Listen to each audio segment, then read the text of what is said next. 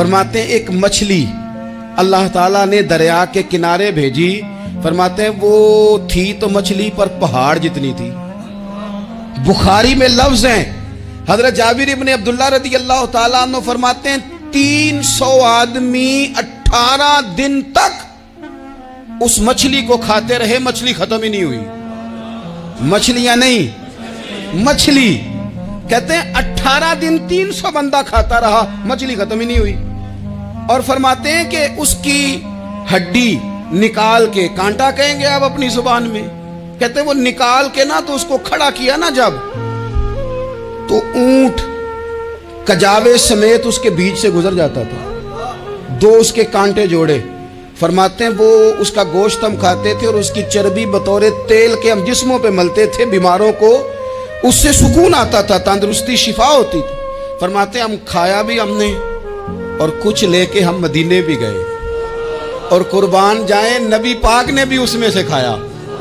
हमने अर्ज की हुजूर ये मुअम्मा क्या है, ये माजरा क्या है? तो महबूब ने फरमाया तुम्हारे पास ग़िज़ा नहीं थी, रब ने तुम्हारे लिए बंदोबस्त किया है, अल्लाह ने तुम्हें दिया है। मकान शुरू कर लिया, एक साहब ने वो मकान बनाने लगे। आप वो हिसाब लगा रहे हैं, कहते हैं मेरे पास इतने पैसे हैं, इतने मैंने फलाने दोस्त से कहना है उसने दे देने, इतने फलाने रिश्तेदार से कहना है उसने दे देने, इतने फलाने से कहना है उसने दे देने। ये सारी कापी बना के मकान शुरू कर लिया। जो रोज़ कहता था ना कोई हुक्म हो जाते 10 सबसे पहले उसको कहा मियाँ पैसे चाहिए। वो कहता हो कल ही मुंडा टोरे है, कदे तू परसों 10 दाते लब जाने सन। मैं आपको अपने तजर्बे की बात बता रहा हूँ।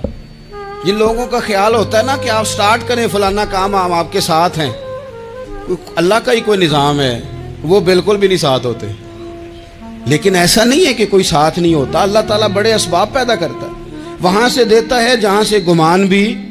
हमारा ये ज़हन बन जाता है, हम सारी अपने हिसाब से चलते, इतने रिश्तेदारों से, इतने कौन आपके साथ चलेगा, सवाल ही नहीं पैदा होता। ये सारे काम छोड़ के सबसे पहले 2 रखते पढ़ो, अपने रब की बारगाह में, रसूल कायनात की बारगाह में गुजारिशात और इस्तिगासे पेश करो, वहां से खैर तलब करो। दुनियादार क्या देंगे, क्या दे सकते हैं, क्या हैसियत होती है किसी। अल्लाह कहता है वहां से दूंगा। तो जो अल्लाह माल दे वो लेना चाहिए कि रिश्तेदारों का माल देखना चाहिए? जो अल्लाह दे वो लेना चाहिए कि सेठों नवाबों की जेबें देखनी चाहिए? जो अल्लाह दे वो कबूल करना चाहिए या देखना चाहिए कौन सा आदमी कहां पहुंच गया? छोड़ो, अपनी मट्टी पे चलने का सलीका सीखो। किसी के संग मरमर पे चलोगे तो फिसल जाओगे, फिसल जा।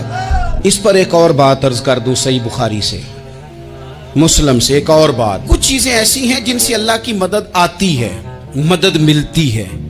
एक चीज उनमें से ऐसी है जिससे बहुत मदद नाज़िल होती, वो है कि जब रब आपको देना तो फिर आप भी उसके रास्ते में दें, फिर मदद आती है, फिर और आता है। बुखारी मुस्लिम में हदीस है, ये ज्यादा ही तवज्जो तलब अमर है, इस पर आप गौर करेंगे।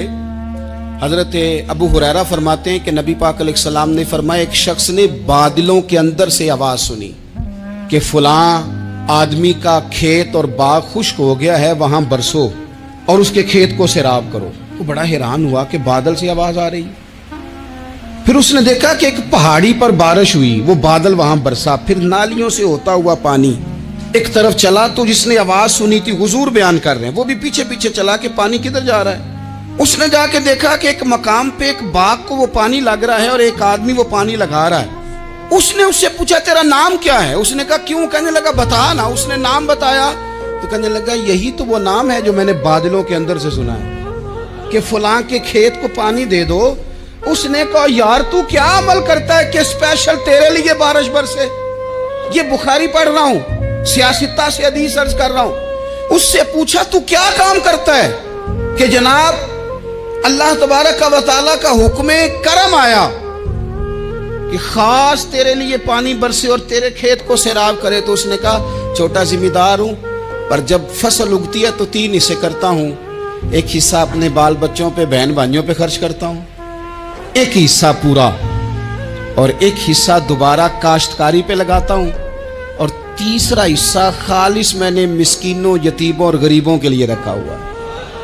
वो जो तीसरा हिस्सा, अल्लाह करे आप समझे, वो रब के बंदों पे तीसरा हिस्सा खर्च करता है ना, तो करीम मालिक ने फरमाया जहाँ से गरीब का हिस्सा जाता है वो खेत खुश्क नहीं रहना चाहिए, वो जहाँ से मिस्कीन रोटी खाते हैं वो खुश्क ना रहे, जहाँ से यतीमों को कुछ आता है कहीं उसकी फसल रह ना जाए। मैं और आप भी अगर अपने माल में मिस्कीनों, यतीमों, गरीबों के हिस्से रख लेंगे तो फसलें खुश्क नहीं रहेंगी, उनके अंदर ताजगी आएगी, नूर आएगा, करम आएगा, खास कर खुदा की रहमत बरसेगी। मदद अल्लाह से चाहें, अपनी तवज्जुहात का मरकज रब रसूल की जात को बनाएं, फिर आप महसूस करेंगे कि बड़ी जल्दी अल्लाह ताला की मदद आने लगी है।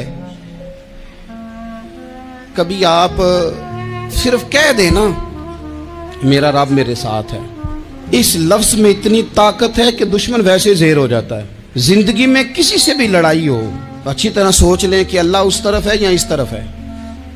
अगर आप ज्यादती पे हैं तो फिर रब मजलूम की जानिब है।